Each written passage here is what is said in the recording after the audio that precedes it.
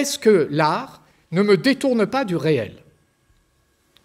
Parce que quand je contemple l'œuvre d'art, est-ce que l'artiste n'est pas en train, comme un illusionniste, de me faire voir une apparence qui me détourne de la réalité des choses, qui, elle, me préoccupe, si j'ai l'âme philosophe, si je cherche la vérité?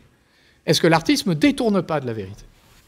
Alors, il y a un philosophe qui pourrait nous permettre de penser ça. C'est un argument assez classique que je vous soumets, puis je vais le discuter tout de suite. Alors, ce philosophe, c'est Platon.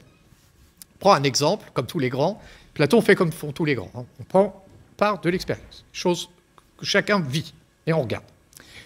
Dans la République, Platon imagine la situation suivante. Un peintre, par son art, va nous dire ce qu'est un lit. Par son art, un peintre va nous dire, enfin mettez les guillemets à dire dans votre esprit, il va nous montrer ce qu'est un lit, par son art. Donc notre peintre va mettre en œuvre des procédés pour produire l'image du lit. Donc le peintre peint un lit. Ce lit-là, vous le voyez dans votre expérience, c'est un tableau, quoi. Vous regardez, ou une toile, même si chez les Grecs, on n'a pas vraiment sur des toiles, mais bon, peu importe, vous avez une image, puis vous regardez l'image, puis vous avez l'image du lit. Et Platon vous dit la chose suivante, mais ce peintre, quand il peint le lit, il imite un lit qui a été fabriqué par un artisan. Très bien. Donc le lit que vous regardez quand vous regardez la toile n'est pas le lit de l'artisan, mais il lui ressemble. Mais l'artisan lui-même, quand il fabrique le lit, il s'inspire de quoi? Il vient d'où son lit? Alors il s'inspire d'un lit qu'il a vu, parce que dans l'atelier où il... Non mais d'accord, enfin, par hypothèse, le premier lit, par hypothèse, il y a un premier lit. Comment il est possible, ce premier lit? Et Platon vous dit, le premier lit n'est possible que parce qu'il y a une essence du lit. C'est-à-dire, ce que je disais tout à l'heure, des propriétés géométriques qui font qu'un lit, il a telle ou telle caractéristique qui font qu'un lit, c'est pas une chaise, c'est pas une table. Il y a des propriétés singulières. Alors regardez bien, si vous avez... Il y a 3 lits. Il y a l'image du lit produite par le peintre, il y a le lit produit par l'artisan, le menuisier qui fabrique le lit ou l'ébéniste, et il y a le lit qui est l'essence du lit, sans laquelle il n'y aurait ni le lit produit par l'artisan, ni le lit produit par le peintre. Parce que si je détruis tous les lits qui existent dans le monde, l'essence du lit, elle n'a pas disparu. Mais si l'essence du lit n'existait pas, il n'y aurait aucun lit dans le monde. Donc, le lit qu'on ne voit pas, l'essence du lit, est plus réelle que les 2 autres lits qu'on voit. Donc le réel, c'est l'invisible, pas le visible. Donc Platon nous dit que les artistes sont des illusionnistes. Voilà la thèse. Et bien là, je viens de dire une énorme bêtise. Si on veut penser l'art, et si on veut penser l'œuvre d'art, il faut penser la beauté. Une œuvre d'art, c'est une production humaine, faite pour être contemplée parce qu'elle est belle. Bon, maintenant, je me tourne du côté de Platon, qui met en scène un peintre qui produit l'image d'un lit, qui imite un lit produit par un artisan, qui lui-même imite l'essence du lit. D'accord, elle est où la beauté, là? Il n'en parle pas. Autrement dit, est-ce qu'il parle des artistes? Oui, c'est toujours facile de faire dire à un philosophe des trucs. Il parle de quoi? Est-ce qu'il parle des artistes? Il vous parle de quelqu'un qui maîtrise un art, un savoir-faire, imitatif. D'ailleurs, quand j'ai repris la thèse de Platon, j'ai été prudent dans le vocabulaire que j'ai employé. Moi, j'ai dit le peintre. Je n'ai pas dit l'artiste, j'ai dit le peintre. Puis il y a un artisan. Bon, autrement dit, on est dans le monde du savoir-faire.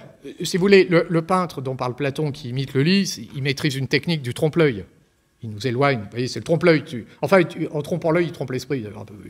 Il croit... Si c'est vraiment très très bien fait, c'est un peu comme Zeuxis qui aurait peint des raisins tellement bien que les pigeons seraient venus picorer la toile. Je t'ai trompé. Enfin, t'as trompé les pigeons, en tout cas. Je ne sais pas si tu m'as trompé moi, mais les pigeons, oui. Enfin, moi, je ne suis pas un pigeon. Donc... Mais, vous voyez, il y a toi qui vous parle de ça. Vous voyez, il vous parle des artistes qui imitent. Mais imaginez qu'il ait dit, il vous propose la belle représentation du lit fabriqué par l'artisan. Ah, bah, c'est autre chose. Ça, ce serait peut-être un artiste. Mais est-ce que ce serait une illusion? C'est pas sûr.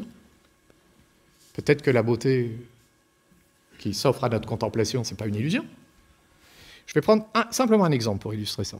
Et la perspective, c'est l'invention de la Renaissance italienne, ça apparaît dans l'art, etc. Et vous voyez, la première tentation qu'on a face à ça, c'est de se dire, le peintre italien vous propose ici une perspective parce qu'il vous fait voir, sur la toile, ce que vous voyez dans la vie.